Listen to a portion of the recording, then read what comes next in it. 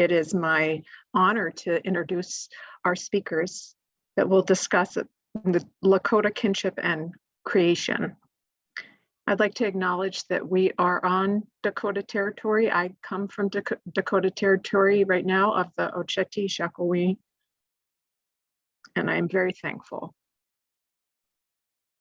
So today we're joined by four wonderful panelists: Sandy White Hawk, the Honorable Terri Yellow Hammer, Wakinyan LaPointe, and our host, Dyani White Hawk. And I'll introduce each panelist.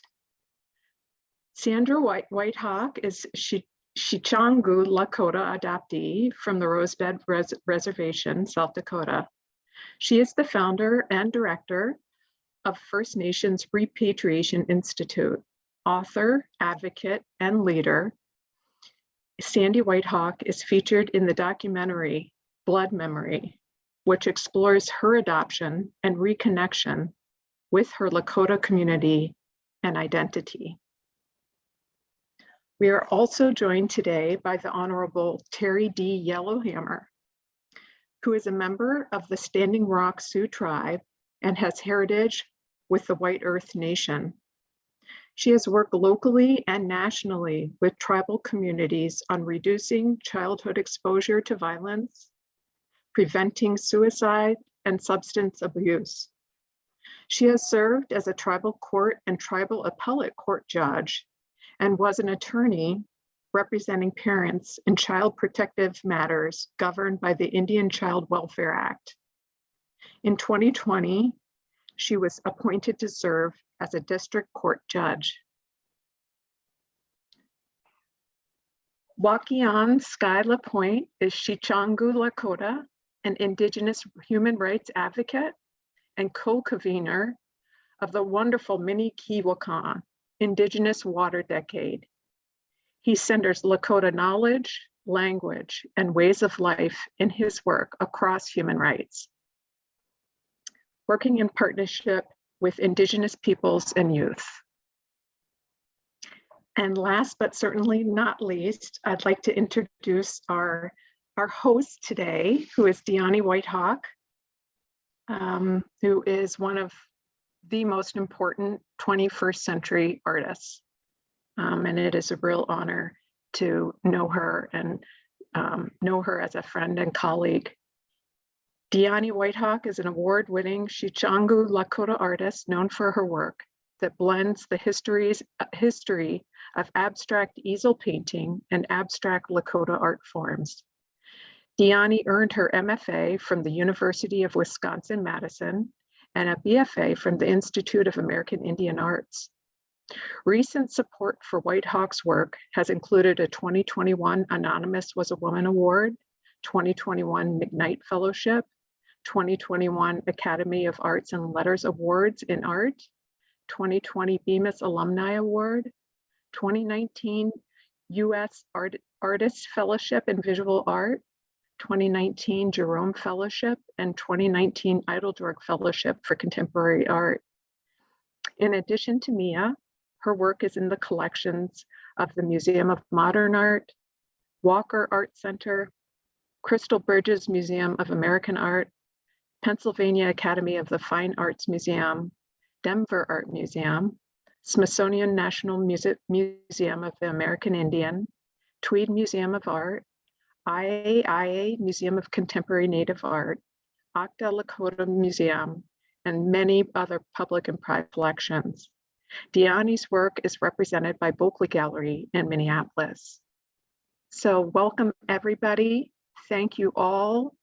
Dyani, we are so honored and thankful for you leading us in this important discussion. Thank you, Jill. That was a really kind introduction. I really appreciate it.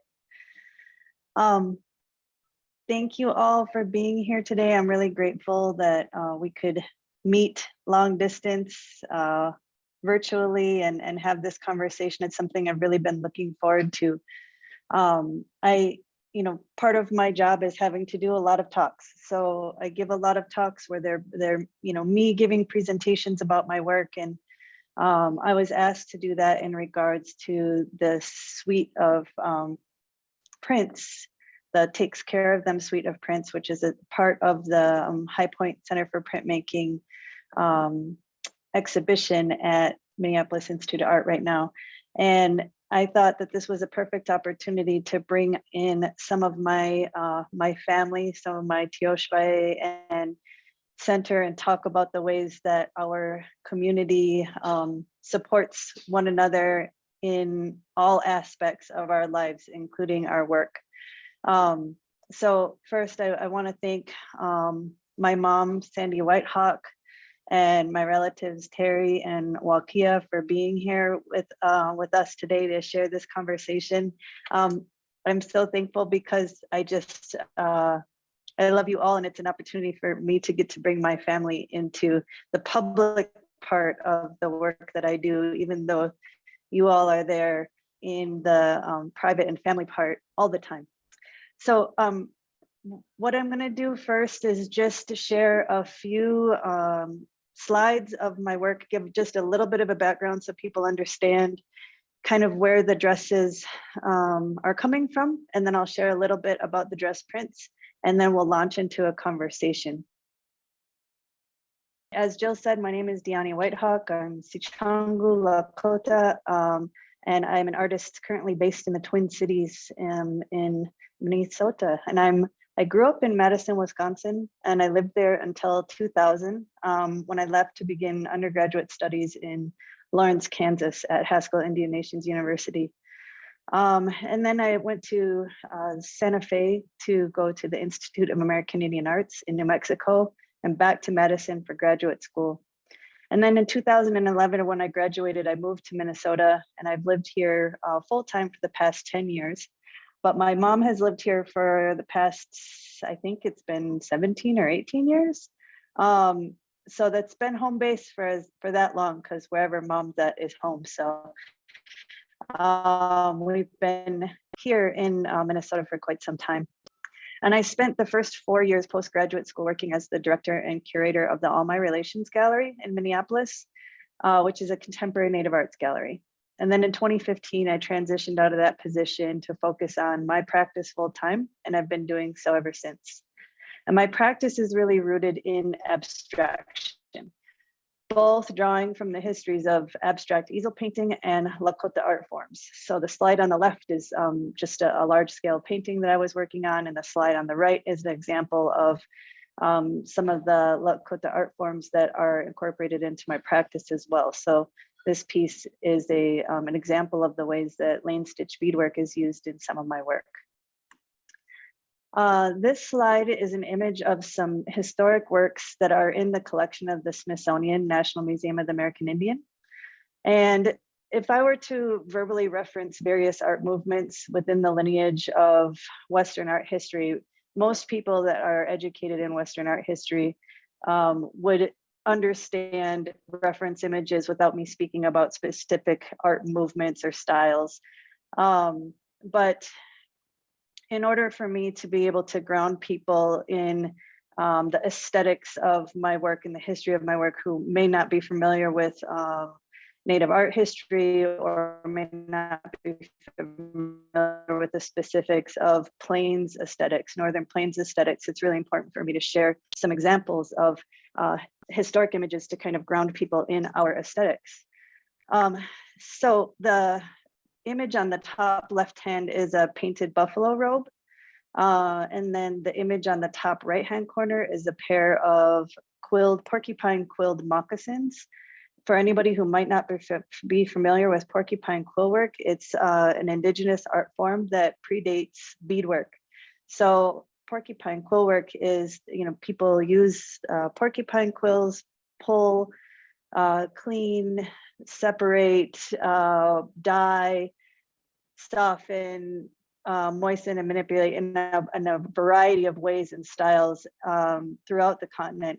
And it was practiced by Native peoples essentially in all areas that porcupines roamed. And we still are doing quill work today But it's a truly indigenous art form in the fact that it's all done with materials from this land base. And then the beadwork that people are so familiar with in regards to especially Plains artwork. There's an example on the bottom left-hand corner that's a fully beaded cradle board cover, so baby carrier. And that beadwork is really an extension of the quill work. And you can see that in these examples, how everything is ordered in horizontal lines and continuous multiple marks to create those lines and rows. And then in the bottom center is a painted parfleche rawhide container. And on the bottom right is a woman's dentalium dress. So the dresses are made of wool. The bodice of the dress is sewn with wool, and then on the top, the cape area is all dentalium shells stitched onto the dress. And this is the reference for the prints that we're here to talk about today.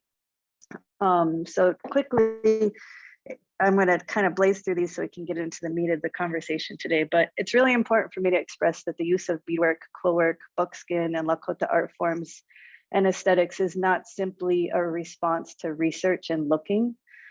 This is a picture from my graduation day at IAIA. And on the right is a case displaying moccasins, quilled hair ties, and a beaded bag that I made in my traditional arts classes and that were a part of my BFA exhibition. And they were displayed right alongside large abstract paintings. And then I later walked in these during my graduation ceremony, and I continued to dance in them today. So there's an entire side of my practice that are works that are made specifically for cultural use and participation for myself and family members. And this side of my practice is just as valuable and important to me as the works that I create for galleries and museum walls. And this part of my practice really deeply informs my studio practice. I utilize this slide as just an example of the many ways that tribal colleges are grounded in teaching artistic practices, art history, and US history from an Indigenous perspective. And my time attending tribal colleges played a vital role in my personal, cultural, and educational development. And this education plays a key role in how I understand and respond to the ways in which Western art history has been and is currently taught in mainstream academia and in our gallery and museum spaces. This education, combined with my experiences in public school, graduate school, and my work as a curator and artist, continue to inform the kind of change and growth that I believe is necessary in our field to continue to move towards healthier models that value equity and honest representations of our artistic histories across humanity. And the desire to see this change, to shift the focus from a predominantly European and European American male perspective to a perspective that embraces the truth and intersectionality of values and values the artistic contributions of all cultures remains a driving force in my work. And the history and lineage of easel painting plays an equally vital role in my practice. Because I spent years in tribal colleges, it wasn't until graduate school that I really had the opportunity to dive deeply into this part of artistic history.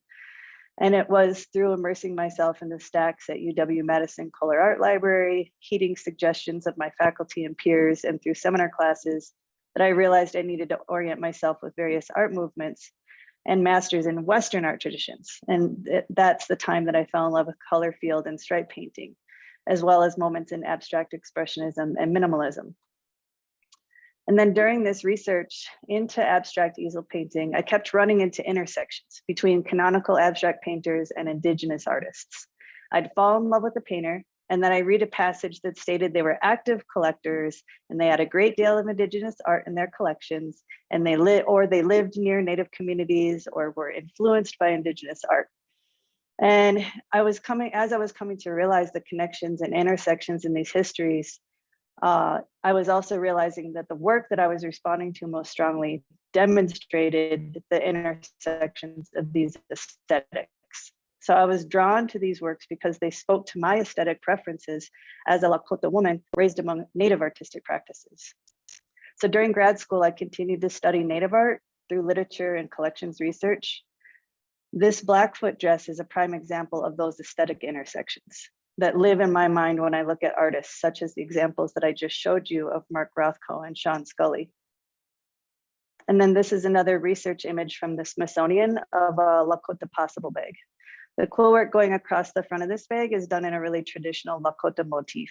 And this motif is important to keep in mind as I show you a few of the following slides and as we get into talking about the aesthetics in the dresses as well.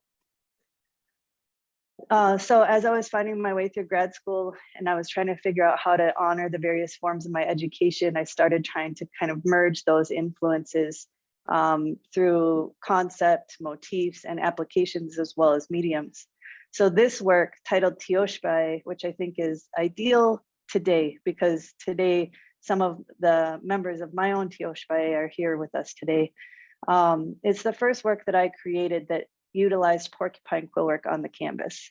But it took months to create, and quill work is a really slow and time-consuming process. And I learned that quill work doesn't fit the academic calendar. And in response, I began to explore ways to carry forward these histories and worldviews and the values that are embedded into quill work onto my canvases, but faster. This is just a detail shot of the quill work on the canvas, so you can see a bit or a little bit more stronger detail. And then this piece titled Continuity is the first work that I created in which I began to mimic porcupine quill work in paint. So this allowed me to carry the history of the medium into this and subsequent works, but while speeding up the process. And the left side of this work is painted in a traditional lame motif that you saw on the possible bag. And then as it moves across the canvas, it passes through this plane and begins to move. And it either looks like it's becoming disheveled or unraveled, or it can be seen as more free or dancing. And it's meant to be all of those things. The work speaks to the nature of cultural continuity and the fact that culture cannot be stagnant. It shifts and moves in response to current environments. And it may look different over time, yet it's rooted in its origins. This piece titled Seeing was really the seminal painting of my MFA exhibition. And it's really encompasses my experiences and worldviews and how those shape my perspective of the world. So the center space was taken from a picture out the window of our car as we were driving home from ceremony. And the corner boxes are alternating forms of blue painterly stripes and areas that are painted to mimic porcupine quill work and beadwork.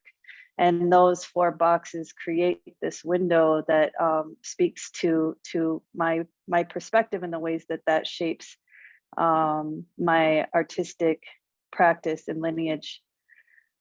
These are just a couple examples of the ways that I incorporate porcupine quill work and beadwork onto canvases. And then those last few ones that I want to share is this piece, Resilient Beauty, continues earlier conversations regarding cultural continuity and change over time. The section on the left is over red. It's painted to represent strips of quill work or beadwork that appear to curl and lift off the canvas. And then on the right, it's painted to mimic cotton calico fabric, which has been a coveted trade item in Native communities for a really long time, like going back to the oldest ledgers.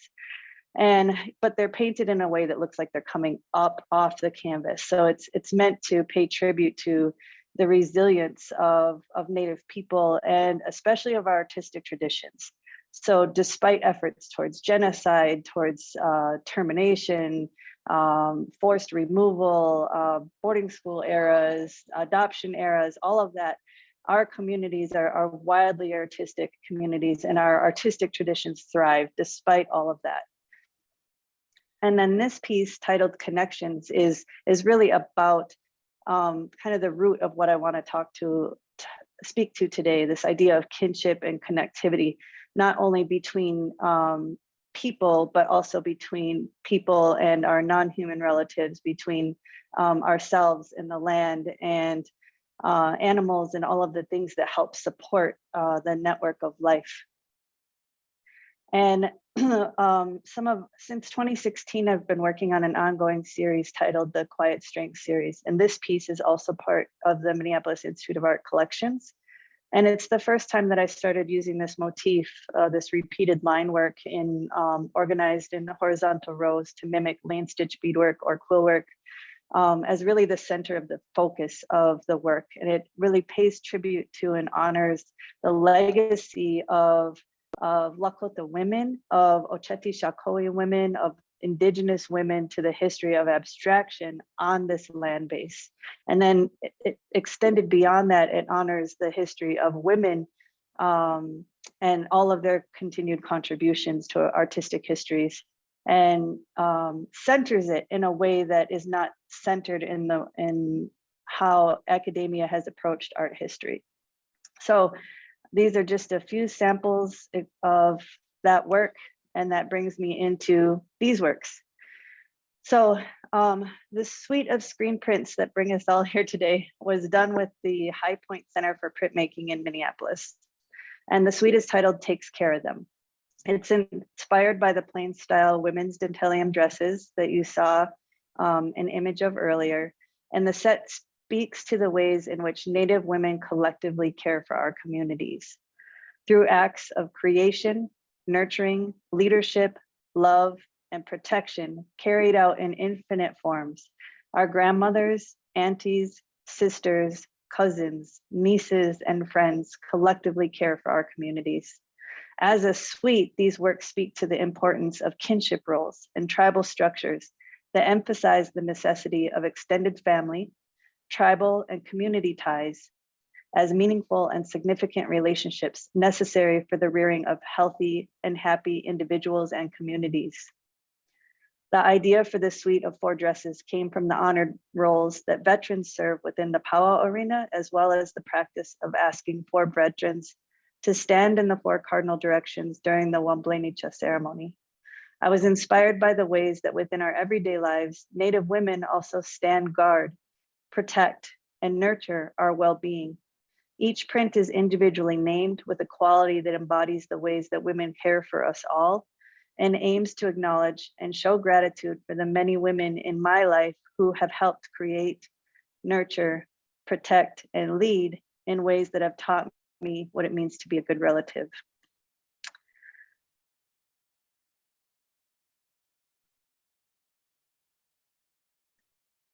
The Lakota titles are not all one-to-one translations of the English titles, yet they are related concepts. When I think of the word lead, the concept within the Lakota title is the kind of leadership that I'm thinking of, and we'll discuss that when we bring Wakia into the mix. And then quickly, I just also wanted to share a few images and really ground folks in the realization that these dresses, even though they have a long-standing history in our community, are dresses that we continue to dance in today, and that this lineage and this art form and this style of dress is alive and active today. And the many ages and personalities and relatives that are represented in these dresses are what's represented in the prints.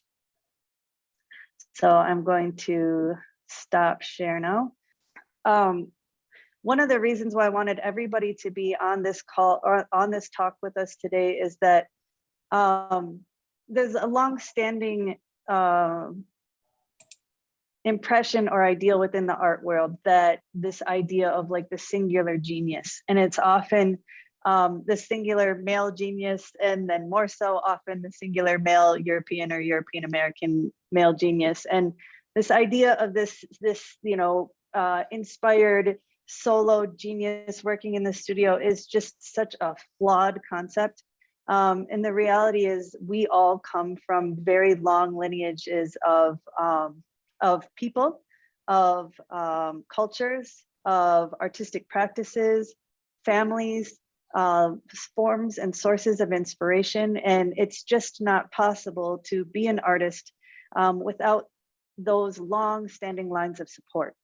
So for me, I feel very deeply grateful to be one part of a very long lineage of artistic people grounded in community and shared value systems. And all of that work is really inspired by my family relationships and our communal ties. And so that's why I wanted my mom and Terri and Wakia to kind of speak to those things from their perspectives and the ways that each one of them helped this suite of dresses come to life, because they would not exist the way they do today had I not had the support of my tioshpai, of my extended family. So Mom, one of the things that I mentioned in the statement that's written about these, but also that I mentioned today, is the honored role that veterans have in our communities, and specifically about the practice of 4 veterans standing in the 4 cardinal directions during the Wobley ceremony. Could you share your perspective on those 2 practices and ideas? Sure. Good afternoon, everyone. Yes, veterans are held in very high regard in our community. And it might seem like it might not make sense considering the initial land takeover and the oppression that we would be so active in the military, but we are. Part of the way in the old days that a person or a young man became a man would be oftentimes would be in battle. We weren't the kind of people that necessarily just wanted to fight for fighting's sake, but we did out of possibly territory, protecting. There were times when we would have to stand up for ourselves. We understood that this was a very, what's the word? It could be, we didn't use the word traumatizing, but we understood that it was going against the sacredness of life to take life. So veterans had a society, warriors had a society that prepared an individual to go into battle and took care of them through song and ceremony when they came out. This practice was eventually no longer happening, but the military developed in this country, and our people saw it as a way of protecting our land base. Regardless of what was happening, it was still our territory where we lived, where historically, from time immemorial, being here. So many of our men enlisted in the military, as did our women. One of our oldest female veterans just passed. She was 100 years old, from Cheyenne River. And I'm going to space her name. I can just see her beautiful face, but Marcella LeBeau. Marcella LeBeau. She was on the beaches of Normandy as a nurse. So anyway, because of the willingness to sacrifice yourself through battle or sacrifice yourself through service, veterans are held in high regard. And there are all kinds of songs and veteran societies that support the veteran and their families post their service. I was born on the reservation in 1953 in Rosebud, but I was adopted out. 33 years later, I was 35 years old when I returned home for the first time. And from that time until right around 2000, a lot of healing took place, connections, making my relationships with my relatives. And I saw a need expressed a need to a spiritual leader, Chris Leith, Prairie Island, Dakota, Korean veteran. What I was seeing in regard to our relatives who are returning home, not having a way to do it other than to just kind of like walking into our communities alone, confused, not sure where to go, who to talk to, what to do. And I knew that there was a communal way we could do this, and yet I didn't know. All I knew is that we needed a welcome in the way that would be healing, and I knew that as a people, we had songs for everything. We had ceremonies for everything. And as I was speaking to him, he said, yes, you're right. There should be a song, and I'll make sure there's a song. I'll have Jerry Dearly make a song. We'll bring it out to the World Peace and Prayer Day, June 21st, 2000. And I didn't realize it at the time, but he pushed, I shouldn't say pushed, but he nurtured me along into the vision of the work that I do today, welcoming our relatives back.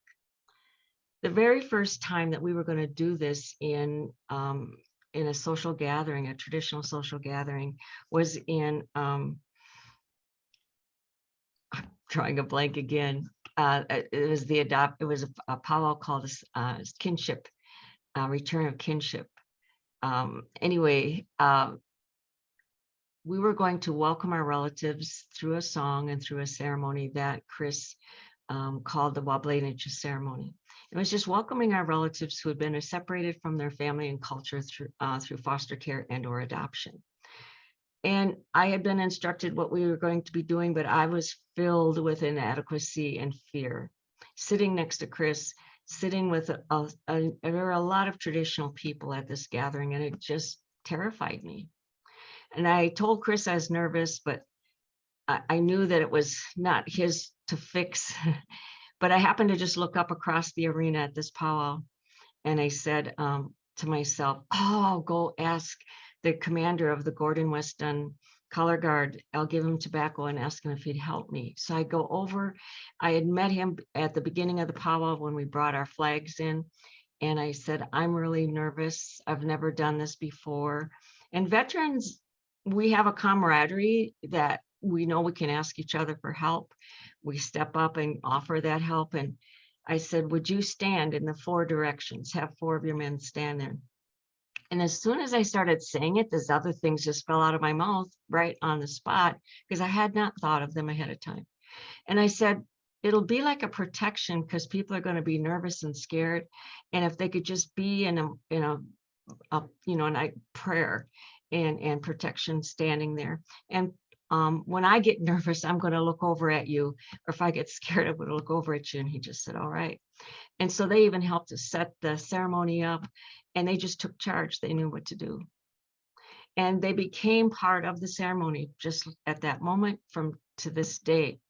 And I've had, it gets very emotional when they come out into the center. They don't necessarily plan on crying. Nobody asks them to tell their stories, but they release their grief. And that song helps that release. The drum helps the healing aspect. And then they're standing in community, and community comes out and shakes their hand, says, welcome home. And I've had people say, I'm so glad the veterans stand there. And they don't even know. We don't tell people every time at all why veterans are standing there.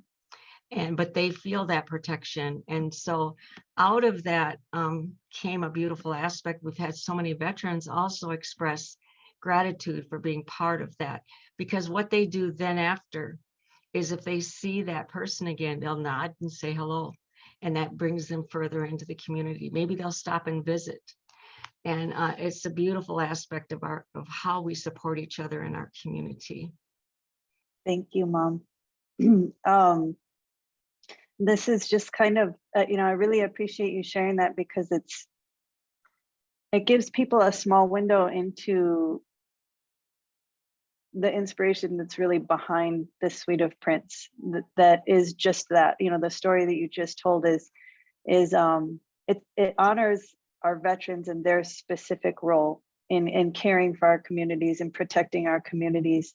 And for me, when I started thinking about this work, I started with one dress, and the blue one, the unchi, the oldest style of all the dresses.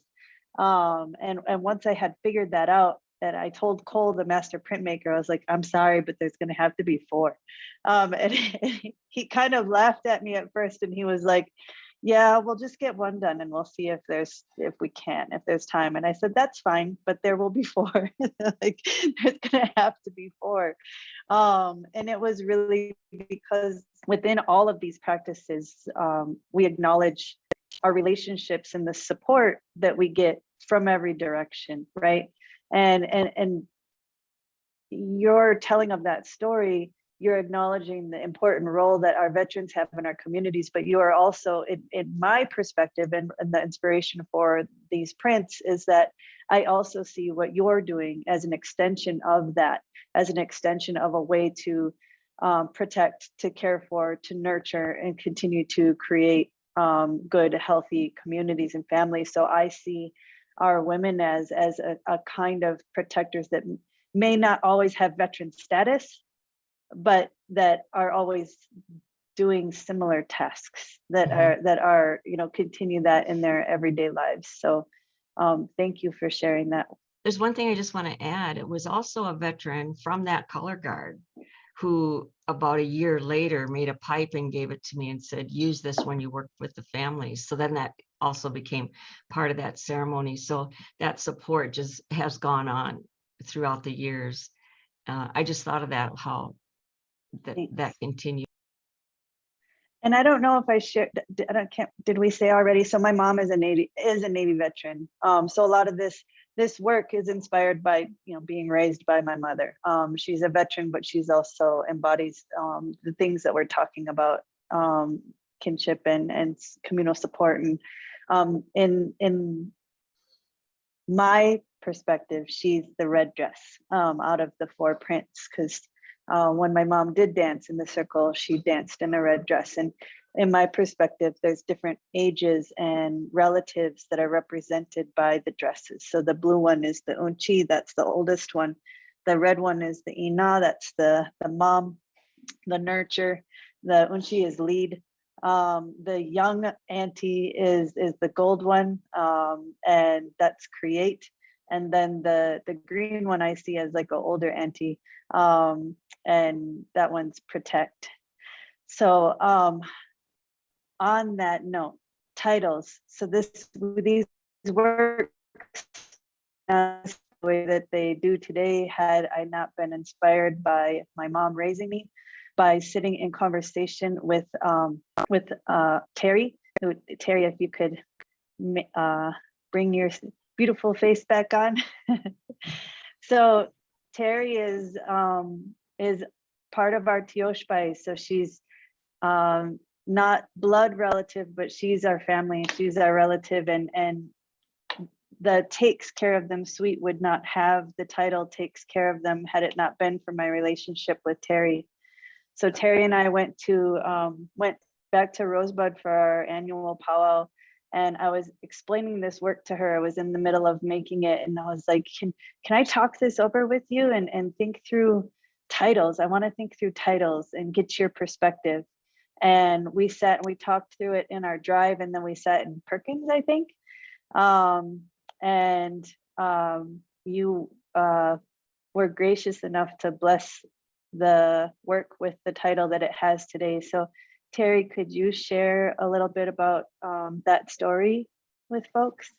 Sure. And I just want to say a little bit about how you and your family have taken care of me and have taken and welcomed me into your Tioshpai, and how Sandy and I met, and how I met you, Diany, was actually through your son, John, Sandy, and we were taking a Dakota language class at the U, and John and I connected. John is very quiet, I'm not, but anyway, we connected, and I saw Sandy at a powwow in the Lower Sioux community, and Sandy was doing one of her ceremonies for all of the adopted and fostered relatives out there to welcome them into the circle.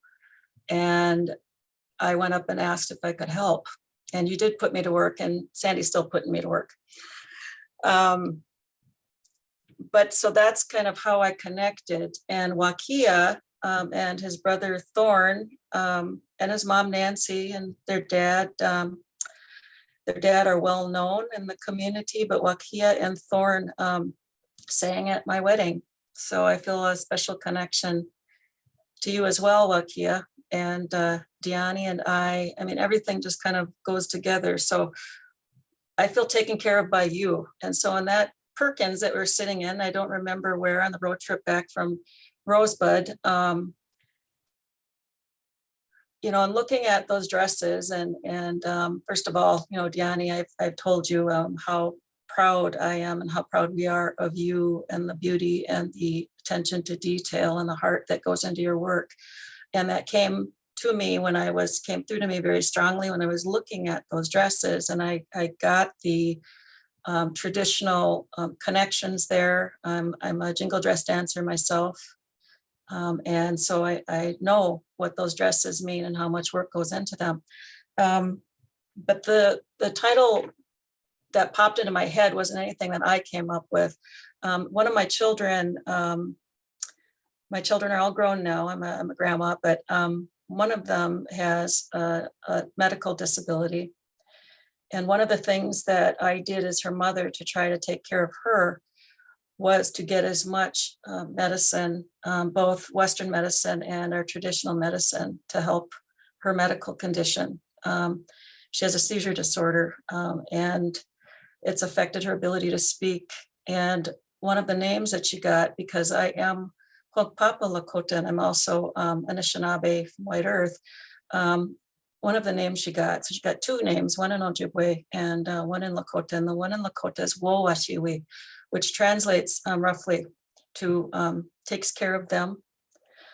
And one thing to know about our names is the English translation is sort of one-dimensional, I think, a lot of times, where it doesn't get at what some of those other deeper nuanced meanings are. For example, I have a great grandmother whose name translates to "Where's White," which I thought was kind of interesting. And then my dad told me that means she makes everything clean. So think about that. What does that mean? It means her doing a lot of things for other people, right? But anyway, that's just an example. But so it's interesting because the name for Caitlin takes care of them. She's taking care of us, and we bring our best selves to her because we want to, we love her. We, in a way, there's no choice as her mother, but I think she's made me a better person. So in taking care of her, she's taking care of us too. And I wanted to share that with Diany because that just came through so strongly to me in looking at those beautiful dresses. And of course, 4 of them, 4 also being a sacred number for us, it just carried so much meaning. And of course, Diany, what an honor it is to have that as part of your work, as part of your life, as part of your heart. So is that enough? Yes, thank you. I'm trying not to cry over here. I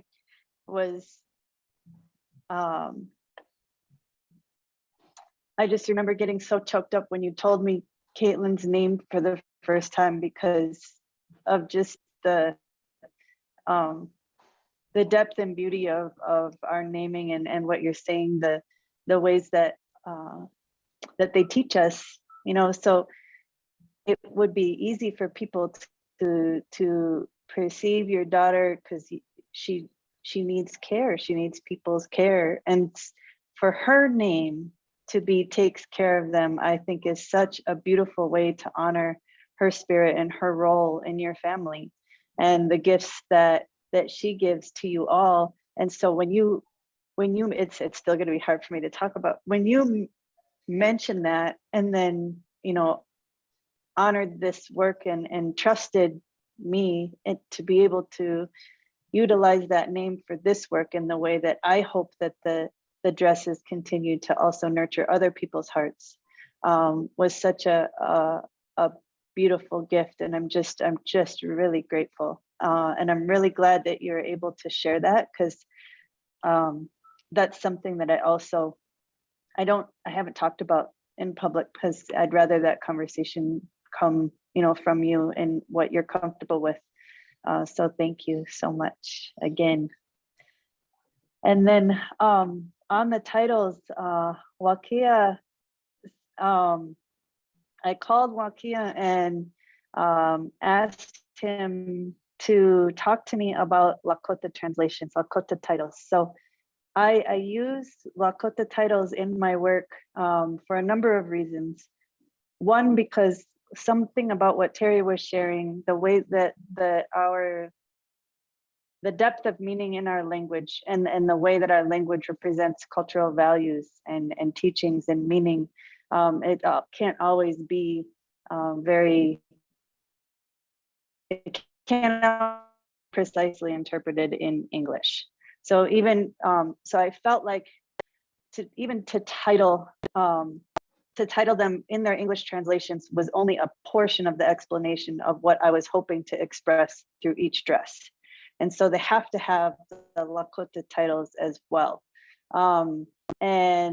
But I don't speak Lakota. I know some things, and I by no means am conversational, but I'm learning, and I'm always trying to learn. And my Shicheshi Wakia is able to help coach me in that, because he knows a lot more than I do.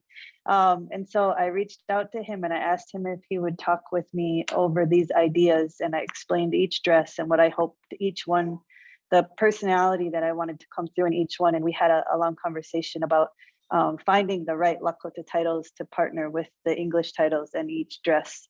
So Wakia, could you share a bit about your experience through that, and anything else that you might want to share in regards to kinship, or any of the ideas that are embedded in the titles? Yes. I think it brings up a lot of meaning for me right now as I look at the dresses that you have on your website. I have them in front of me right now to kind of put me in that place. In Lakota, I think we would say awichakiapi, which is to take care of them, takes care of them. And when I think and look at the names, I think that's one of the responsibilities of many of our sort of nations of the Očeti Šakowin, the 7 council fires. And we come from a people called Sichongu Lakota, which is a burnt thigh Lakota people. And so in that name, there's a long history that comes with that name of burnt thigh.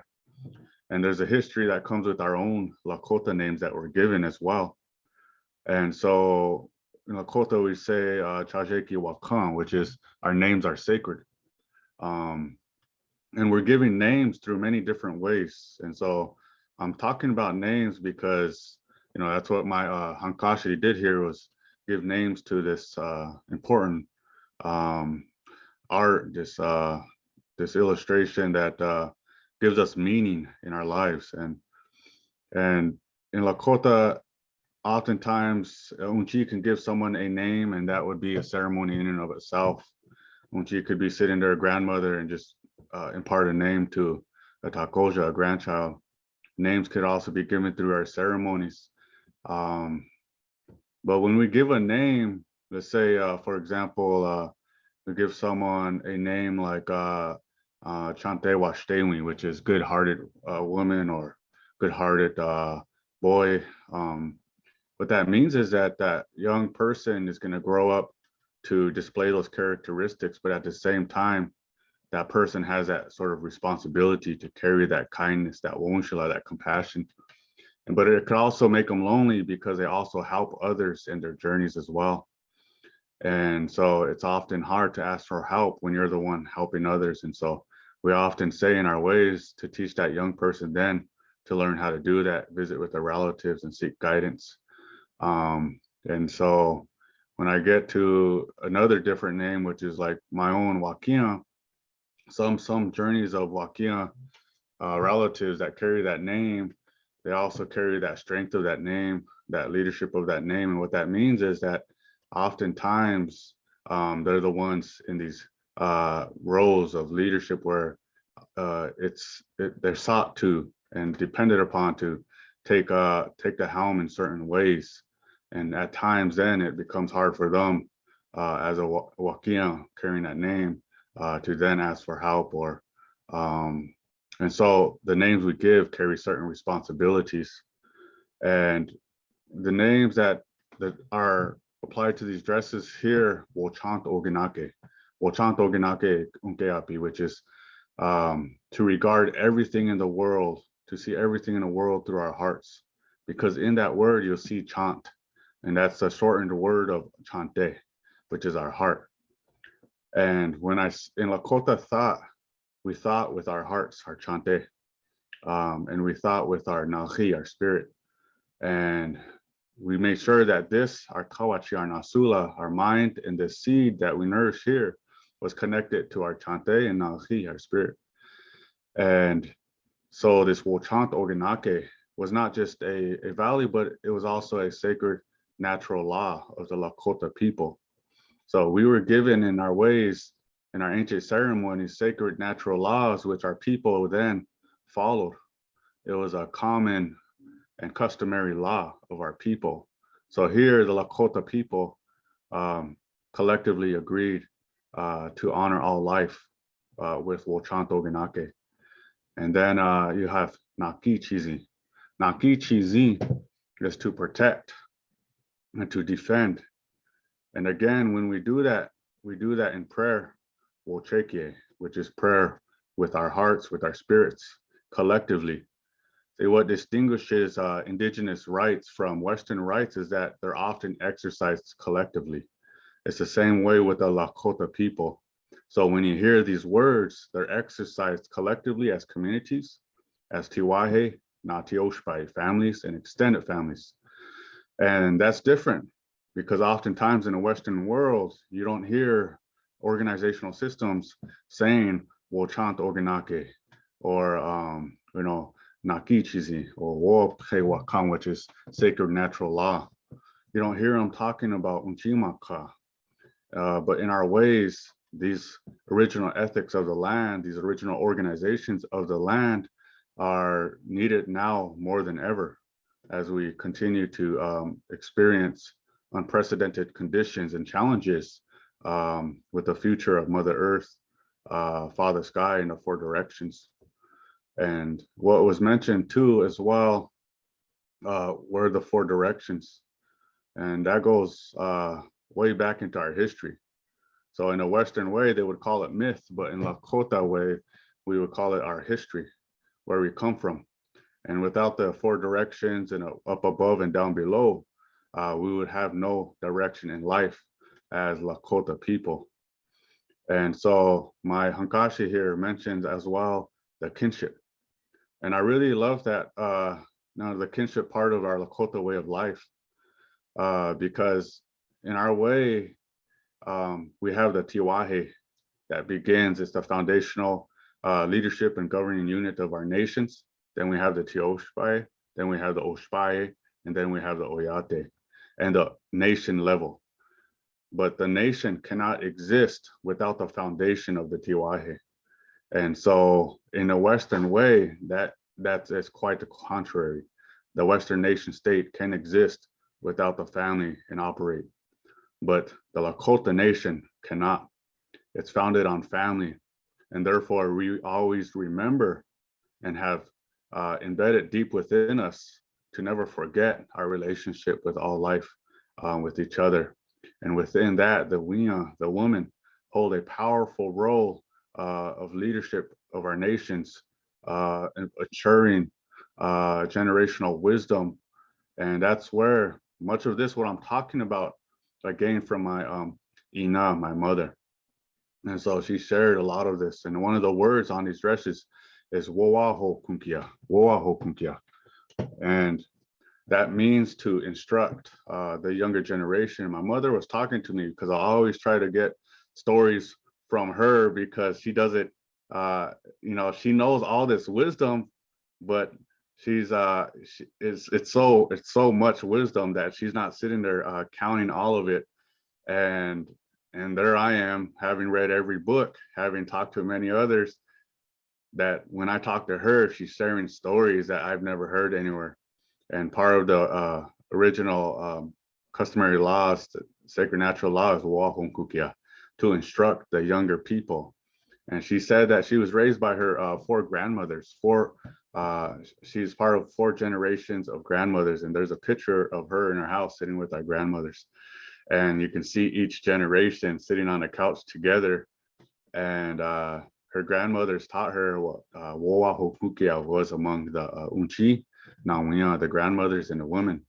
And my mother told me that Wowaho Kunkia was to instruct and to give that guidance to the young people, to be able to learn to use their voice, live in their protocols, live in wisdom, and in relation to all life within who we are as Lakota people. And so that is different because if you look in the books, Wowaho Kunkia just means to counsel someone.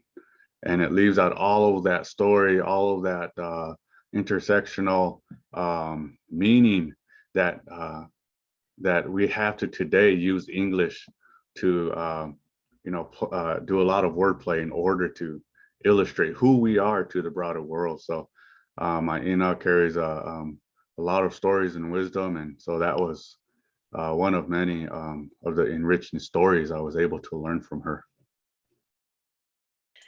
Tui, my auntie, your mom, if she would be with us today, and her her way of saying no is telling me that she was really busy making a jingle dress for Kunimila. So that was the talk to the boys moment. And what I really like though is that even though she's not on the panel with us, I know that, you know, through that conversation that you and I shared about the titles, you know, so much of that was coming from your mom, you know, and grounded in your relationship with her and the way that she's cared for you and the way that she cares for me and mom and Terry and everybody that's here today. So she may not be on the panel, but she's definitely here with us. And a lot of those values that I've learned, you know, have been demonstrated by her and through the way that she supports our Tioshbai. So I'm grateful for her and grateful for you and your willingness to always be there. So I'll share with folks too that Wakia and Thorn also sang at my wedding. And they're always here and ready to do that, to support and to be there and, you know, impart the wisdom that they have. And that's the thing, that's that kinship that so much of this work is about. So Diany, I don't know if you guys, Diany, I before have we to launch say, into Q&A, yeah. I have Go to ahead. say something. Nancy's Okay. been working on that dress since August. That did take a long time, man. I take a long time. Dance is really old school. She would say, she wouldn't Like, say no. I don't she want to didn't say come. no. She just said, "Oh, I'm working on this dress." Because in the old school way, you would never do that. You would never be so offensive as to say, no, I don't want to do that. You said, I'm making a dress since August. I cannot wait to visit with her and tease her about that. Yeah, but I'm grateful, you know, for everything that she's done. And so we should go into questions pretty soon, but is there anything else that any of you wanted to talk about just in relationship to ideas of kinship and Yes. you know, why we're here today? Go ahead. I do. You know, when we say kinship, that's even kind of become a legal term in, I think, Terry, isn't it a legal term too, in child placement and whatnot, recognizing that family isn't always blood. But I think just in the stories that connect us, kinship comes with a responsibility, and kinship happens, but it's not a responsibility that's burdensome. It's a responsibility that if you step into it, you're always fed and lifted up. So when we were laughing about, Wakiyan sang here and here. And so Terry and I get asked to do something and I say, well, Kia, can you guys come sing? And it's not even about, you know, we typically do it unless there's something really going on in our life, like making a jingle dress. We don't, no, if we are able to support and help, we do.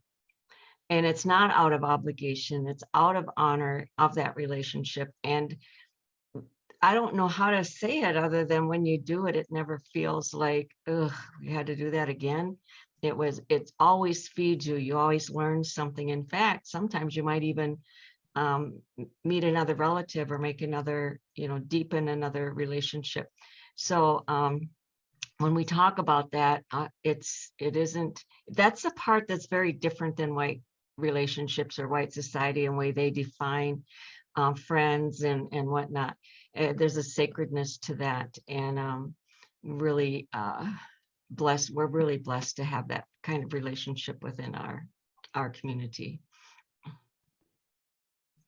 I'll add to something I was saying earlier about just Tiwahe, and I think part of kinship is acknowledging that we do not say great-great-grandfathers or great-great-grandfathers or great-grandmothers. What we say is kunkashla, grandfather, and unchi, grandmothers, regardless of how far back in the past they are, because that relationship isn't in the past, it's still today, and it's still a part of the future. And so this concept of Western time doesn't separate us from our Tiwahe Natioshpai extended family. And when we think about extended family and how concept of time has no hold on that, we also begin to understand that Tioshpai extends from here to the spirit world. And so that relationship extends that far and expands that far. And we continue to nourish that relationship through our ceremonies, through our ways of being with our Tiwahe at our homes and in our communities. And so oftentimes when you go to our communities, you'll hear them talking about their great grandparents or their families who are maybe far off someplace, but talking as if we're there together and offering prayers in a good way for them. Thanks, Wakia. Terry, did you have any thoughts on kinship before we go into questions? Just that we have so much to learn from each other, given our different histories and histories of loss. And being open to learning from each other and to sharing with each other, I think it is at the heart of everything.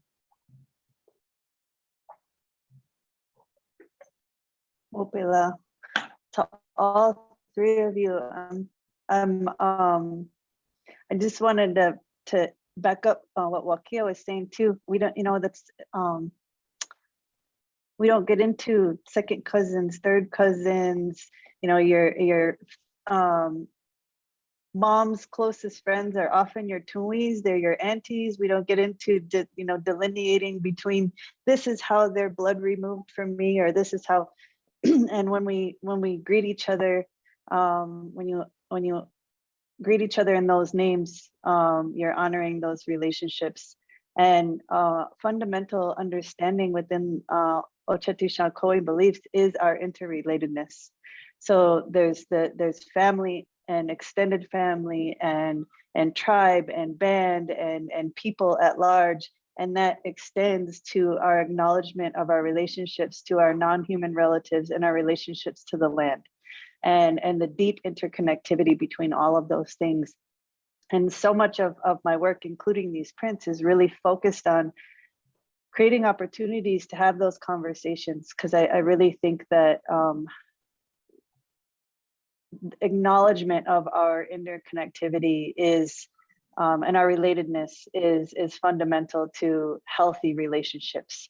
And that's the kind of change that I feel like we need to figure out as human beings, so that we can not only have healthier relationships between each other, but to also care for our common mother, to care for the land, so that we can continue to live and continue to thrive, and all the life that shares this space with us. So Wopila, to all three of you, I'm so glad you're here and willing to conversate with us. And I think we can, I don't know if there's any questions so far. There's none in the chat box, but we can leave a few minutes to see if anybody wants to pop one in, and otherwise we'll sign off if nobody has any. One thing I wanted to say was just, I think one real difference I see with Lakota people in particular is we honor age.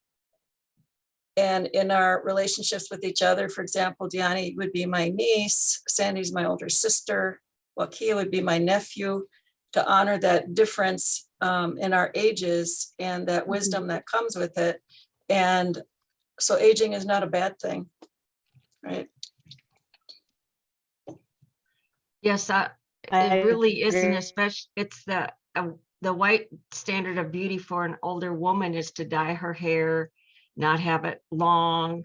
What else? I don't know what else. There's other stuff. But anyway, I used to tease around and laugh and say, when I started getting my white hair, I said, first and foremost, this secures me a place in front of the line because elders go first. If you're hungry, you never have to wait.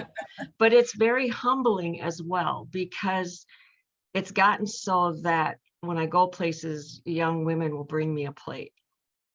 And that's honoring that age. And I don't know why it does that. It's like, it's not like I don't feel I don't deserve it, but the fact that I'm recognized in that way by, conceivably somebody I don't know. However, we do know each other through that understanding of who we are in our place in our communities. Are there any questions coming in? How do you honor the child?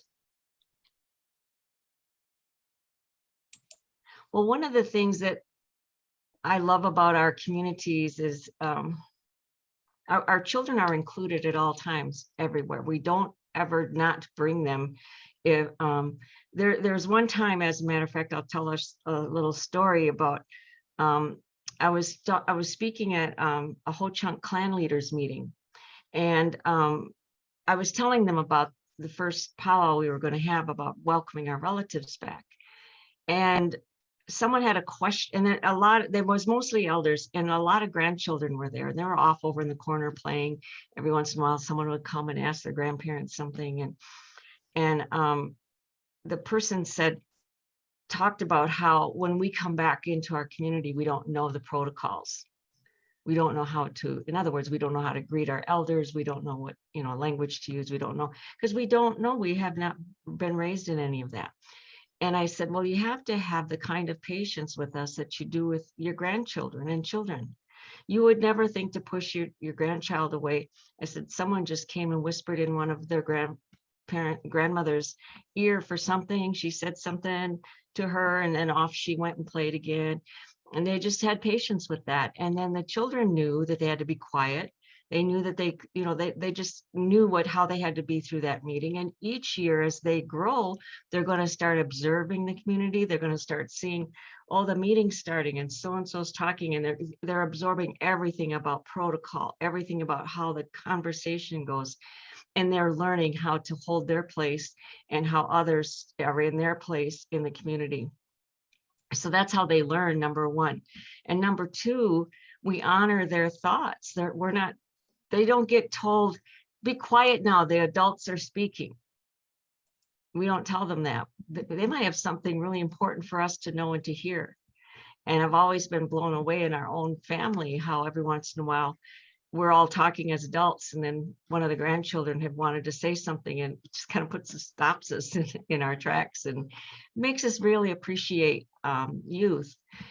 They sit on the drum, they dance. We have at powwows, we have a tiny tot exhibition where all the little kids run out there and they dance just hard, and we encourage them and tell them, we're proud of them, and they get $5 for dancing, and just goes on and on. And then our ceremonies, and some of our ceremonies cannot take place unless children are present. In our Sundance, the first chop into the tree that we're going to use to pray is with a young girl.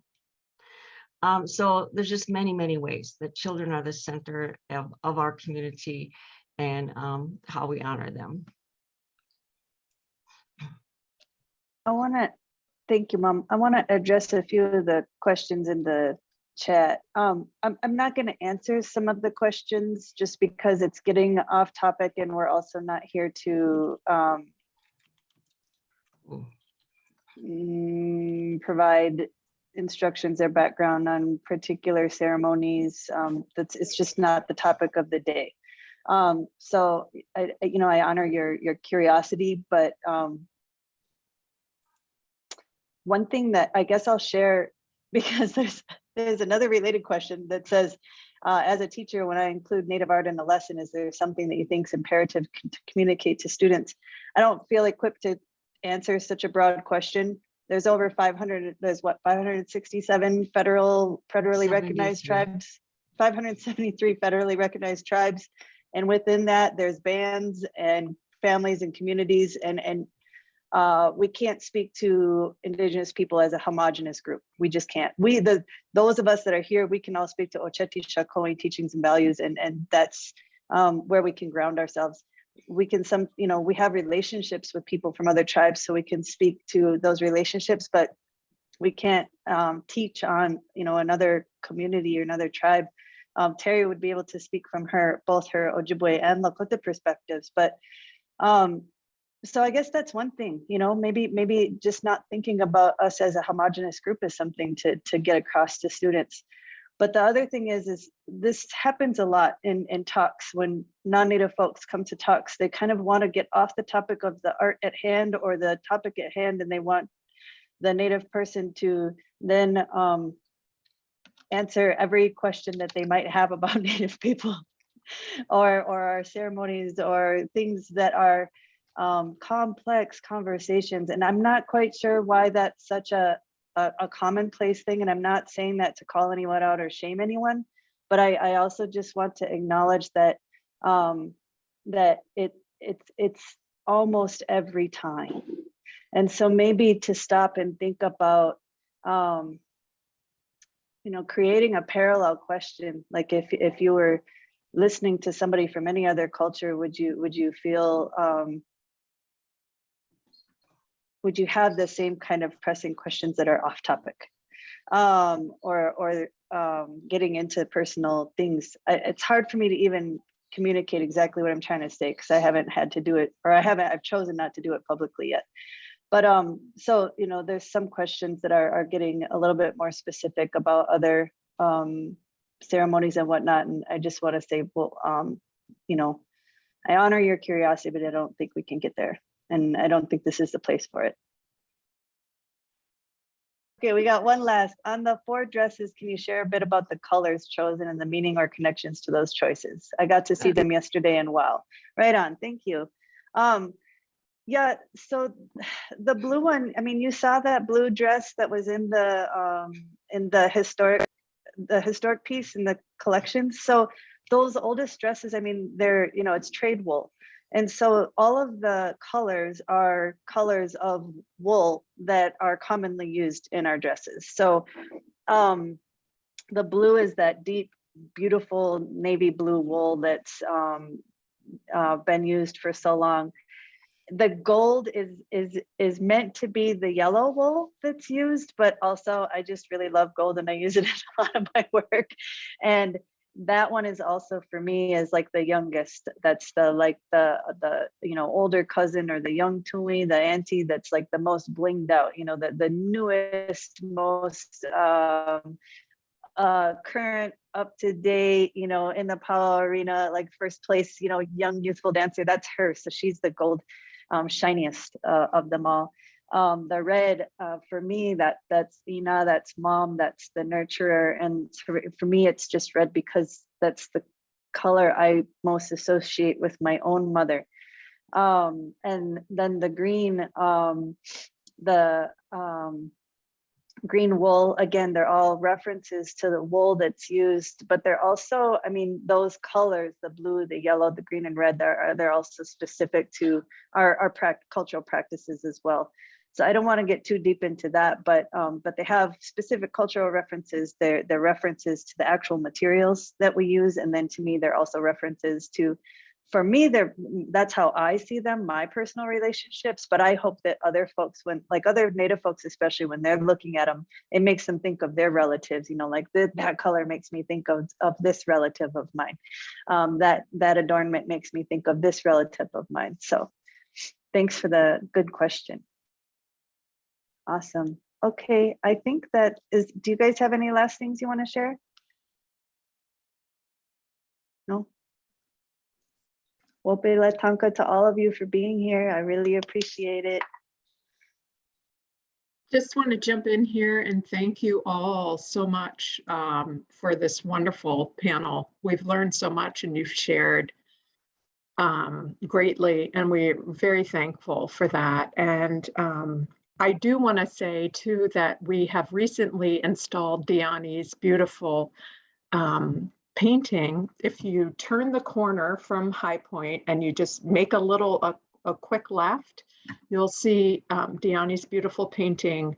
And right beside her painting is a dentalium dress that is from the late 1800s. So it's this continuum that people can enjoy. And just wanted to share that in case you wanted to see one of those, that one of the images that Diony showed of a historic work, but it's right alongside Diony's work. So it's always this continuum. And thanks everybody for sharing. And Mia is really grateful. And I am so grateful, Krista, are so grateful to all of you for spending your afternoon with us. Yeah, thank you everybody for being here. Thank you, Mia. Thank you all the people at High Point for making the work possible as well, and for Mia and High Point's support of one another to put together a great exhibition. And thanks for coming, everyone.